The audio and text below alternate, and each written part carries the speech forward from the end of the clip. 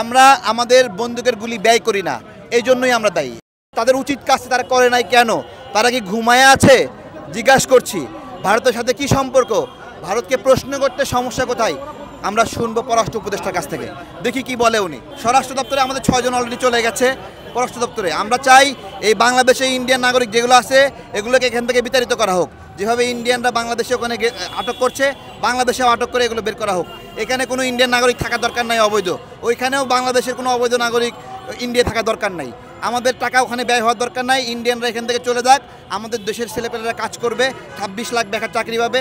এগুলো বের করে যাওয়ার জন্য আমরা একটা লেখালেখি করছি, এই জন্য আমরা দায়ী। আমরা আমাদের বন্দুকের গুলি ব্যয় করি না, এই জন্যই আমরা দায়ী। আমরা যদি করতাম একটা ফুটাইলে আর জীবনে সাহস করতো না। আমাদের সেই পূর্বের বিডিআরকে ফিরে আনা যায় কিনা সেই বিষয়ে চিন্তা ভাবনা করতে হবে আমাদেরকে।